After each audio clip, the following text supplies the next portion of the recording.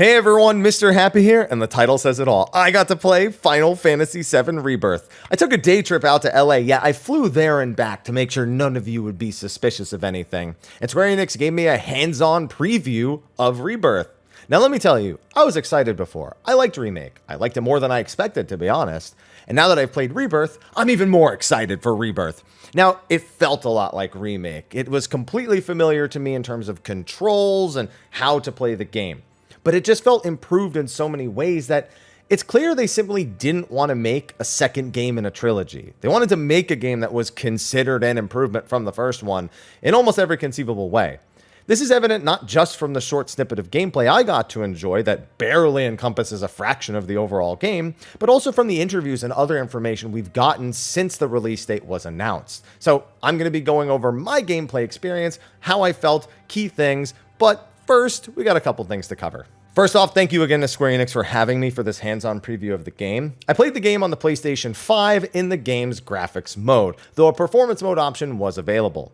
What I experienced was also specifically tailored for this short demo, experience. So things may be different in the final game. I mean, things will be different. We had invisible walls in this open world section, stopping us from going too far away because they knew we would never finish otherwise. Finally, I am going to be cognizant of people who have not played the original Final Fantasy VII. I may say stuff referencing back to the original, but spoiler-free, just acknowledging that it is a scene from the original or that it is an event from the original that I just want to draw some comparison to. But no spoilers, no you should know this.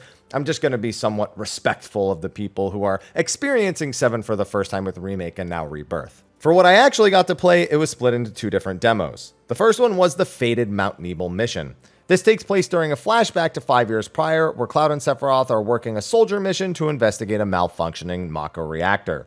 They're guided by a younger Tifa and another Shinra army member through Mount Nebo, and they have to defeat all the warped horrors that are lying among Shinra's facilities in the path. Now again, I am being cognizant of the people who have not played the original, but obviously this is referencing a scene from the original game. All I'll say is this.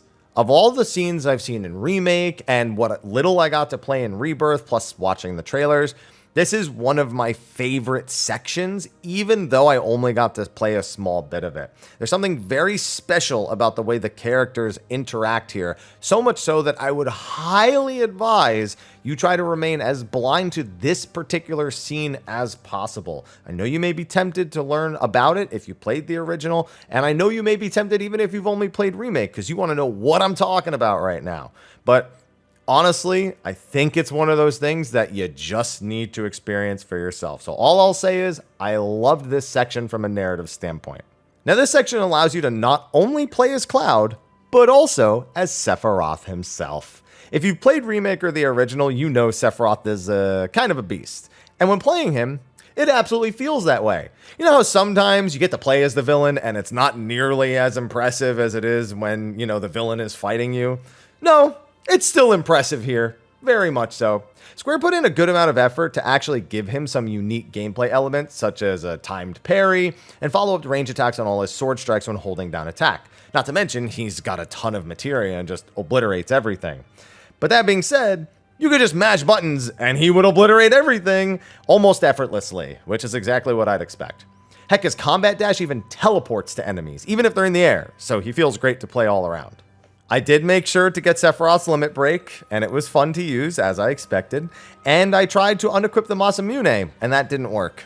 Sad. Now this served as a good time for me to get reaccustomed to Final Fantasy VII Remake's controls, which are largely familiar here, and its menus, and both have gotten significant upgrades. The menus have all had a serious facelift in particular, and now feature these mysterious ruins as a backdrop for the party members while they toil around in different idle animations. The font and core features of the menus remain intact, so you won't have much difficulty finding your way around. Going into the Materia menu gives us our first peek at some gameplay changes from Remake as well. I do kind of want to go into more detail about these in a separate video, but I appreciated some of the changes to the old Materia as well as the outright new Materia. The basic elements were all slightly rebalanced, such as Blizzard's second hit explosion being a little bit faster, and all the different spells having more distinct knock back and knock up and even pull towards features. New materia such as spare change to throw gill at enemies, precision defense focus to extend perfect guard frames, and even dual magic materia, where one materia grants access to 2 different elements. This should make pairing materia with synergy or magnify all the more tantalizing in Rebirth. There were also some new items. They were like mist items, which seemed to be AoE equivalents to potions and ethers, a welcome addition to the recovery lineup. Probably the biggest change I noticed when playing through Mount Nebo was the synergy attack feature. Basically, your party members can team up for basic attacks or a super limit break style attack. The difference is synergy skills are just the basic pairing up, and synergy abilities are the dual limit breaks. So long as both characters have built up their synergy gauge, the two can unleash that devastating attack that seemed to leave every enemy and boss that I fought with it just, they were getting thrown around and they were reeling on the ground. It just like rendered them absolutely helpless. Now, the first part of the demo was pretty limited in synergy stuff because you only have Cloud and Sephiroth, but it does help reinforce the characters and how they work together and the dynamic that they have at this point in the narrative. Now, while this was a fun peek at a scene I have waited for since Remake wrapped up, the second demo was far more gameplay oriented. Demo number 2 was titled The Open Wilds of Junon and featured a more open area with several objectives to explore. As I mentioned earlier, there were invisible walls to prevent us from truly getting lost in the open wilds, but the number of activities was still pretty strong. We started the demo with a chocobo right away. Speaking of which, Red 13's chocobo animation is even more hilarious. I'm so glad people got to see it in the screenshots coming out of like PlayStation blog and the official Square Enix blog and stuff, but I had to notice it and it was as beautiful as I expected it to be. Anyway, with said chocobo, I sprinted through the demo section and did everything I could possibly find. I ran around, jumped over all the different ruins, and just tried to see everything. I even jumped in the water and found a chest on a small island. And yes, the chocobos can swim, so you have as much freedom as you would really hope for in a game like this.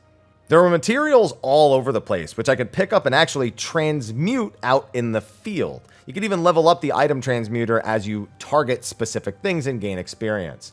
There are these chocobo chicks that guide you to rest stops and activate them as travel points once you've done them. Oh, and yes, you can pet the chocobo chicks at the stops. Heck, they'll even nap with you if you stop to take a break. Unlocking these stops also grants golden plumes, which can be used to purchase cosmetics for the chocobo. Here, I had a scorpion armor inspired glam with 3 different dye schemes for each piece. I found the option to buy and customize my chocobo at a nearby ranch, which seemed to be keeping its doors closed to one particular building, I guess to prevent me from accessing a side quest in the area or something like that. I could hear the radio in there. Aerith mentions that there's someone there, but I can't go in. I'll remember that for February. The highlight of the world, though, were fiend sightings. These open world hunt battles have you fighting and collecting data on special variants of the usual wildlife. In the demo, there were 4 of them, each asking that I not only defeat the enemies, but that I do so in the time limit, while also doing things like abusing their pressure condition, successfully staggering them, or even preventing them from using moves altogether, which usually involved abusing their pressure condition. Best of all, I could retry these battles on the spot if I didn't get all the objectives, so I didn't have to worry about getting them all done in one go. I could just maybe take care of a couple, then go back, assess, see what I need to do, and then get that last bit of points. The completion menu implied that there were 24 of these fiend fights to gather the world intel, as it called them, and it had its own currency, and I'd have to assume somewhere out in the world are rewards for this. It seems to be the replacement for battle intel from the first game, or at least tangentially related to it, since I didn't see a battle intel menu while I was playing. Hey, I welcome more content in the world, and I'm hoping to see more and more of it when the game releases. However, the few world events and fiend sightings and the actual boss of this demo section were really just a backdrop to getting to experience the gameplay of these 5 party members. Red 13 is now playable, and he's an interesting one. He's incredibly fast and nimble, but his main gameplay mechanic is the Vengeance gauge, which builds up his Red Guard's incoming attacks. While in Vengeance mode, he becomes even more ferocious and agile, more easily able to zip around and dodge attacks while dishing out damage. He even gets new special moves and has skill interactions that help build gauge faster or even spend it on even deadlier attacks. Given he's big on defending, I'm not sure if that's going to be much of my playstyle in the full game, but if the full game really does encourage guarding a lot more, and Remake did a pretty good job at that itself, he might be a lot of fun to use, and I'm really excited to get more time with him when the game releases proper. Everyone else feels nearly identical to their Remake counterparts, with a few tweaks. There were definitely some changes to some of the attack animations and the dodge follow-up animations, but really just small adjustments at best. The most significant change was definitely Aerith, who had her special move completely changed. In Remake, her special move was Tempest, which you could charge up and unleash this kind of like mine that was in the air. It would explode after a few seconds and just do a bunch of damage. That's now actually been worked into her basic attack. She can hold the basic attack button and that will begin to perform Tempest. Instead, her special move is now Ward Shift, which allows her to teleport between any wards she has placed down on the battlefield. So they're really doubling down on making sure that she can zip around and has all sorts of benefits that she can just actively go between, instead of doing that awkward thing she had to do in Remake, where she kind of has to just, shimmy on over to the ward in case the AI moved too far away, or, maybe the boss has moved or something like that. It lets her stay in range, get around, cast spells, and really fulfill her identity a lot better, so it's a huge upgrade. However, now with 5 potential party members, we get a much better look at synergy skills and synergy abilities compared to the demo one. Now, we weren't able to freely change our party members around. They gave us 3 presets specifically for this demo, but that was more than enough for me to get my hands on everything. Every party member now has their own flavor of synergy skills depending on who else is currently in the party, with the skill even changing depending on who you are actively controlling. For example, when controlling Aerith, all of her synergy skills were the bodyguard command, which commands a matching party member to just stand in front of her and block, feeding into that thing I said about her really trying to get time to cast. However, if controlling Cloud and doing a synergy skill with Aerith, it instead performs Spellblade, which allows Cloud to charge up a magically imbued sword slash before slamming down on enemies for a bit of AoE as well. What synergy skills really felt like were a means to give the character I was controlling access to more utility so I could use them in more situations. It would basically cover their weaknesses in a lot of ways, or just allow them to access something that really fits their character type. A great example is Tifa, whose attacks all seem to involve propelling off of her allies' weapons to improve her mobility. Cloud launches her at the enemies a great distance, while Aerith launches her directly into the air.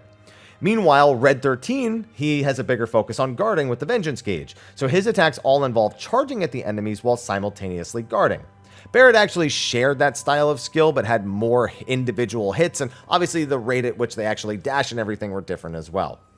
Cloud can make the magic blade like I mentioned earlier, or even a more powerful physical blade. Then he could also team up with Red or Barrett to do a ranged attack. This lets him cover all sorts of situations. If an enemy is resistant to physical, use Magic Blade to go around that. If they're resistant to magic, use Physical Blade. And if they're just annoyingly out of range, then use the range attacks. You just have so much versatility with stuff like this. They just open up all these fun options to make the team feel more powerful than the first game, feel more, well, synergetic. And this really helps offset some of the balance of enemies, which in the first game were always designed kind of around specific characters, it felt like. And if you wanted to use a character that didn't really match the enemy you were fighting, that made it a lot more difficult. Here it feels like they want you to still consider doing that, but they want to make sure you have more options as well. Just in case, for example, you didn't take Barrett, and you need some sort of ranged attack, but you took Red 13, bam, now you have the option with Cloud.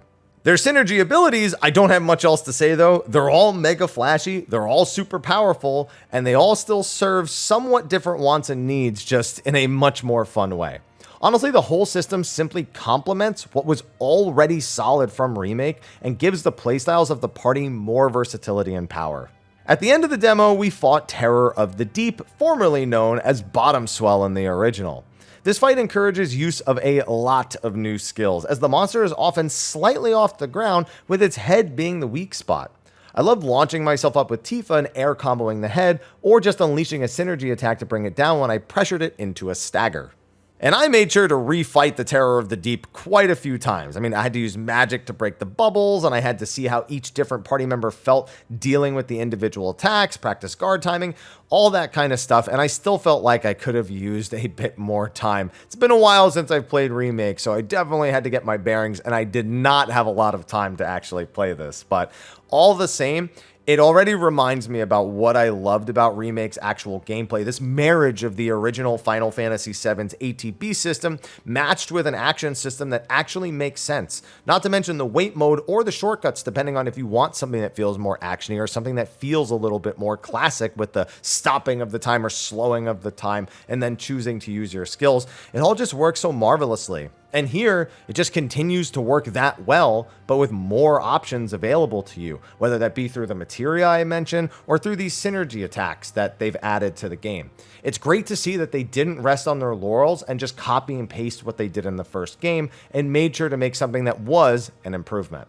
So I'm in the middle of editing this right now. I was about to finish it and hit render when I noticed something else in the footage that I've been editing together here. It looks like the party members that are not currently active in the party are actually running around the outside of the arena for Terror of the Deep. And I looked back and they actually do the same thing for the other battles. I even see Barrett and Aerith sometimes throwing ranged attacks from the outside. Whether or not they're dealing damage, it's hard to tell with all the numbers on the screen. But it's nice to see that the party members who aren't active have some sort of visible presence. And it makes me wonder if they're going to do anything interesting with that in the full game, because here we couldn't actively change our party. So I wonder if there's something else in the works there. But that's just speculation at this point. I just wanted to note the thing that I was seeing in my editing here. Now I could gush on about individual details about fighting these enemies or particular elements, but I think you get the point.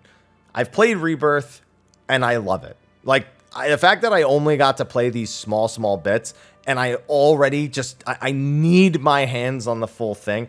It's going to make waiting for February way harder. And to boot, they put it on the leap year, the very end of February. They could only have pulled that off once every 4 years, and they made us wait that extra one day in February.